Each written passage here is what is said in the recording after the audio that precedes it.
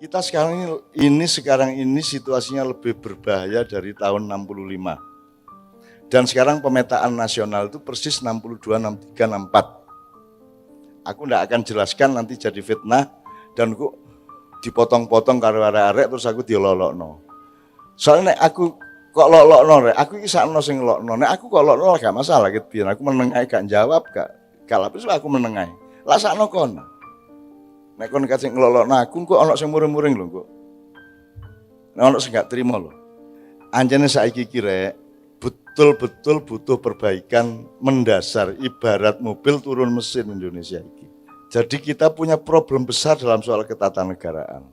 Kita punya problem besar terhadap sah tidaknya akad nikah kita pada tahun 1945 dan 28. Kita punya masalah besar terhadap struktur dan etika pembagian kerja kenegaraan kita. Negara dan pemerintah tidak ada bedanya dan seterusnya. Bahkan dalam misalnya aku mau cerita karo Pak Mas Didit soal MK tadi, tapi enggak usah saya ngomongin kapan-kapan aja. Tapi intinya kita punya masalah ekonomi, masalah kenegaraan, konstitusi, logika, nasionalisme, kita punya masalah. Oke, akhirnya semua proses kita jalankan Pak Harto Mudun, tapi di tengah jalan dikhianati oleh sejumlah tokoh. Jadi reformasi itu sebenarnya konsepnya adalah bukan Pak Harto turun terus Habibie naik. Yang salah kan semuanya.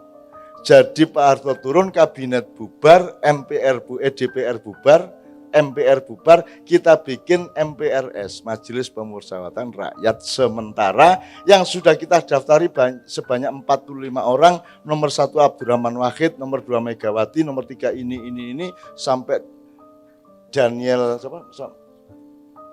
Uner Pak? Daniel Sparingga sampai macam-macam, pokoknya 45 orang.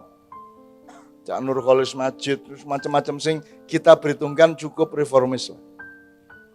Jadi seharusnya Pak Harto turun tanggal 21, terus kita resmikan ada Majelis Permusyawaratan Rakyat Sementara dan langsung bersidang 45 orang menentukan kepala negara sementara yang langsung kita tugasi untuk membuat pemilu secepat-cepatnya paling lambat antara 6 bulan sampai 1 tahun.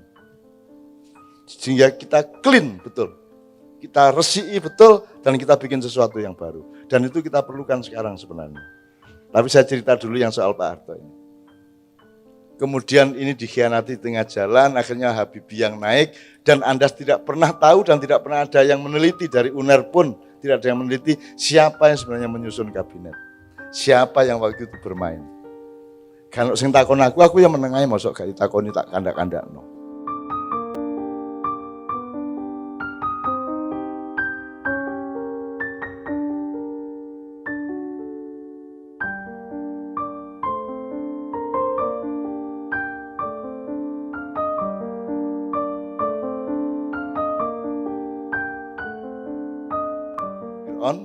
Haman, Korun. Ini formulasinya kan terjadi di sini. Besok-besok, entah Makian yang kapan ya, BBW yang kapan, saya ingin cerita kepada Anda, apa sebabnya kok biyen kedadian Perang Dunia Kedua? Apa sebabnya Korea iso pecah? Iku biyen Amerika ya apa? Iku biyen mau cetung ngomong ya apa ya? Terus Roosevelt ngomong ya apa waktu itu? Terus Indonesia iki, sapa sing kate mecah belah Indonesia? Wanita Amerika nek Indonesia pecah. Wanita Cina nek Indonesia pecah. Nek Cina nek Indonesia sak pecah Cina rugi, RRC rugi, Amerika rugi. Wes ta. Jadi Indonesia ini tenang ae kon. Angger kon dadi rakyat sing bener kaya iku mang lho. Semua tadi aspirasinya adalah Anda menjadi rakyat yang sebaik-baiknya rakyat. Gitu kan semua. Dan Anda tidak terlalu konsentrasi kepada Pilpres kok. Semua di Makiyahan tidak ada yang skala prioritas utama Pilpres, tidak ada. Santai arek-arek.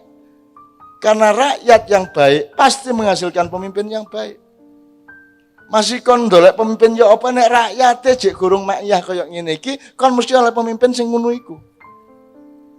Nek arek-arek kaya ngene iki rakyate dan simpulnya makin banyak, wis tangkuk mesti lahire ya wong ibu, rakyat kan ibunya. Pemimpin kan bayinya. Ngono lho, Rek. Dan aku percaya. Dan bagaimana ini Mas Didit, nggak mungkin ini karya saya.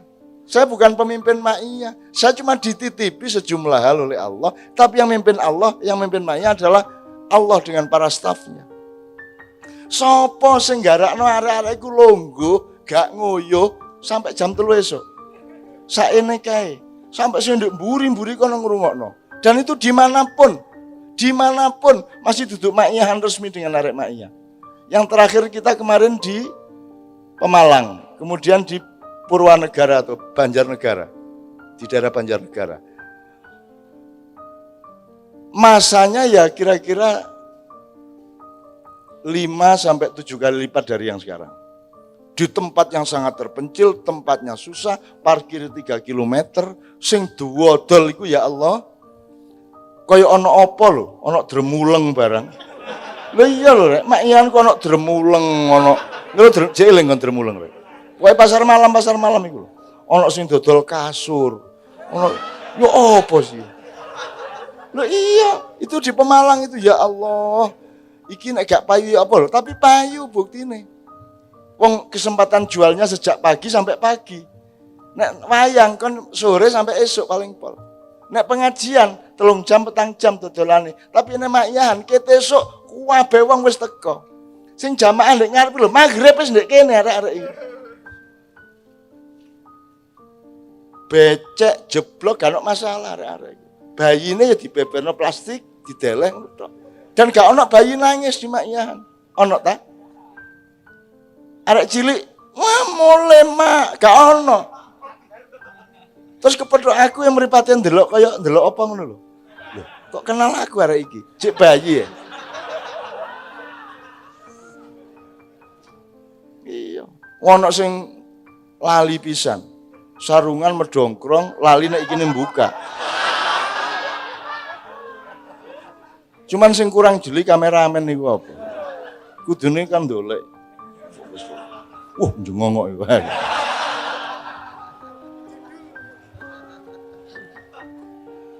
Ya oke.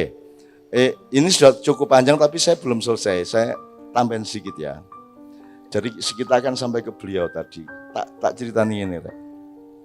Kita sekarang ini situasinya lebih berbahaya dari tahun 65. Dan sekarang pemetaan nasional itu persis 62, 63, 64. Aku tidak akan jelaskan nanti jadi fitnah dan kok dipotong-potong karo arek-arek terus aku dilolokno. Soalnya nek aku kok lolokno rek, aku iki sakno sing lolokno. Nek aku kok lolokno gak masalah ket biyen aku menengae gak jawab gak lapis aku menengae. Lah sakno kono. Nek kon kasih ngelolokno aku kok ana sing muring-muring lho kok. Nek ana sing gak terima lho. Ketika Rasulullah di Bandem ada yang gak terima ndak? Pak Muzamil? Ada. Siapa? Malaikat. Terus malaikat menawarkan apa kepada Rasulullah? Menawarkan mau menimpakan gunung kepada masyarakat Taif. Gunung dijupuk blek kata malaikat. Ketika Nabi Ibrahim dibakar, ada malaikat yang marah enggak? Banyak sekali. Banyak sekali. Padahal malaikat punya hakikat dan syariat untuk marah enggak? Enggak. Tidak. Malaikat tidak punya kemarahan. Tapi sampai muring-muring delok kekasih Allah dikenek ngono. Aku duduk kekasih Allah kayak Nabi Ibrahim dan Nabi Muhammad rek. Ya tapi lak kene rono sih. Aku iki karo awakmu lamek semut. Ketika Nabi Ibrahim dibakar ada semut. Ceritanya gimana Pak Muzamil? Semut yang mengangkut air untuk apa? Mengangkut air mau memadamkan api Ibrahim. Di tengah jalan ditanya oleh hewan, semut, kamu mau ngapain? Jadi semut cuwili. Nabi Ibrahim diwobong loh. Diwobong, apinya berkobar, ono semut cilik kuduk nggak banyu satis ini iki. Yes, gitu kan? Berjalan membawa air, akhirnya ditanya oleh hewan yang lain, terutama cecak yang bertanya, kamu ngapain mau itu? Ya, saya mau ikut mematikan apinya Namrud supaya Ibrahim tidak terbakar. Loh, kamu hanya seperti itu, masa bisa memadamkan? Maka semut menjawab. Masa tetes tis ini ikut Pak. Iya, semut menjawab, yang penting bukan padamnya api. Yang penting aku ingin menunjukkan kepada dunia, aku berada di pihak yang mana. Nah gitu. Aku ingin membuktikan kepada Allah bahwa aku membela Ibrahim. Loh, Gusti Allah gak nuntut kon semut tak gajah. Semut gak masalah, kon wong cilik gak masalah, aku ya wong cilik kok. Anda jangan merendahkan apapun yang diciptakan oleh Allah Subhanahu wa taala. Anda boleh membawa apapun asal menghasilkan kemaslahatan dan kegembiraan umat manusia yang diciptakan Allah. Betul enggak? Angger ojo kok tokno temenan. Dadi perkara. Kalau sepanjang imajinasi gak masalah. Imajinasi kok. Ono arek liwat ndi wis kono wis ndek Tunjungan. Arek liwat. Oleh tagak kon. Ya apa yang jerone kaya ngono.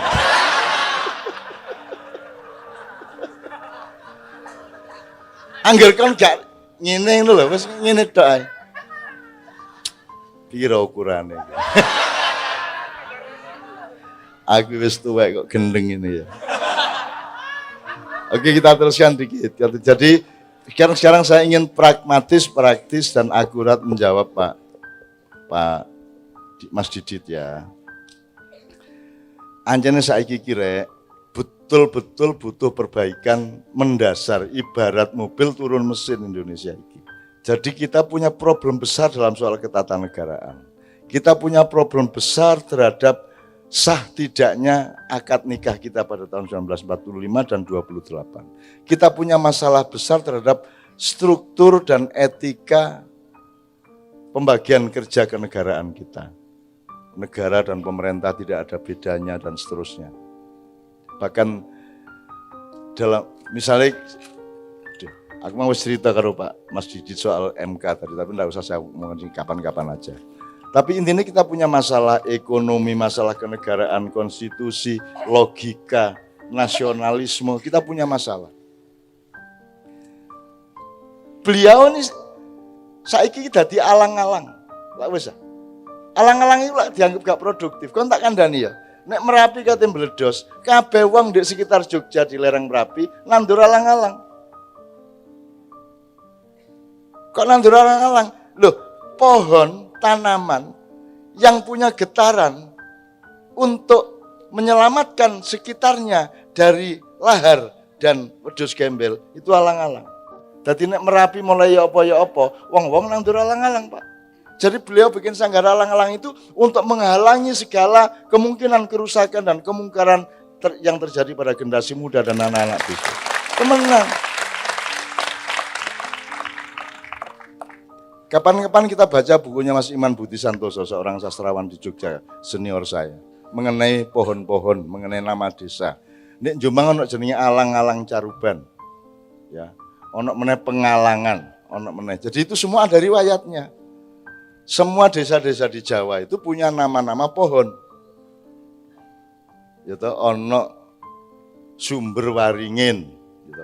Nama pohon itu banyak dijadikan lambang atau hikmah atau ilmu dari teritorial. Itu Mas. Ya.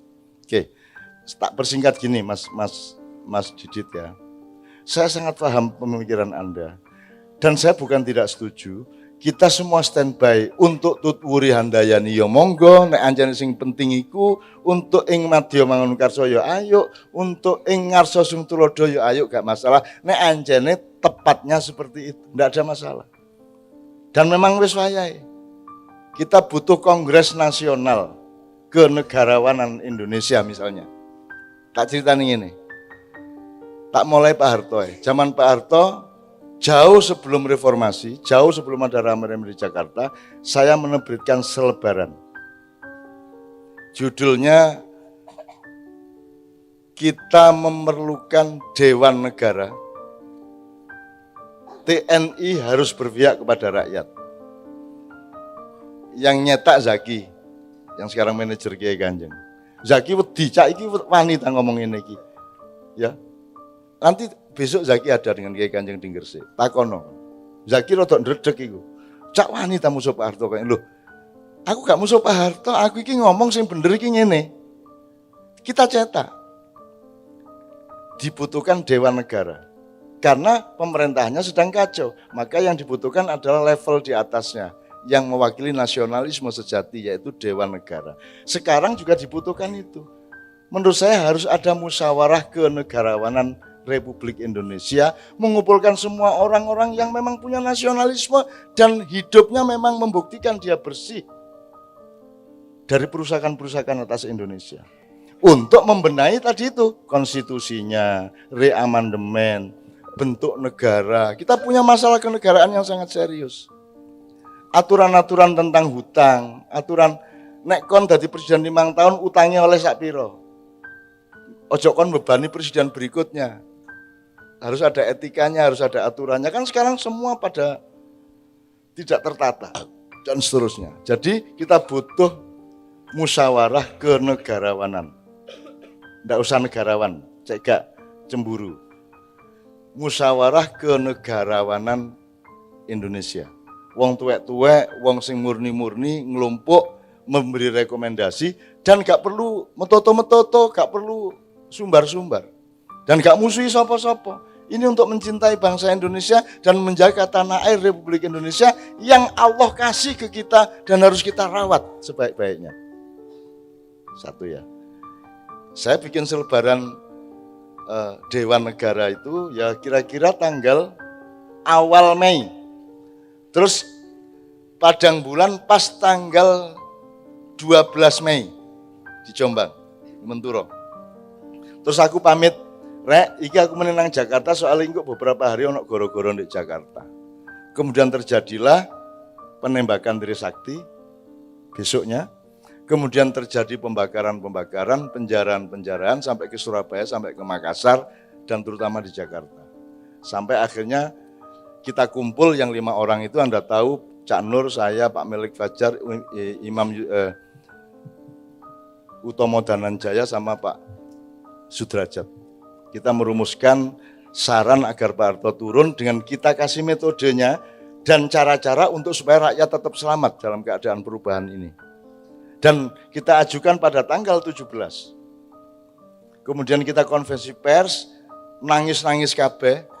Aku dijaluk melok ndonga dan nangis kabeh. Dan ingin betul-betul ada perubahan yang darurat di Indonesia pada waktu itu. Karena Amerika sudah tidak suka sama Pak Harto. Semua di luar negeri sudah tidak merestui Pak Harto. Rakyat sudah jenuh semuanya dan seterusnya. Terus kita kasih saran, Pak Harto gini-gini ini saatnya sampean turun. Sampai tak bujui Pak, wis ta sampean niku wis tuwuk ta. Mosok gurung tuwuk sampean dadi presiden.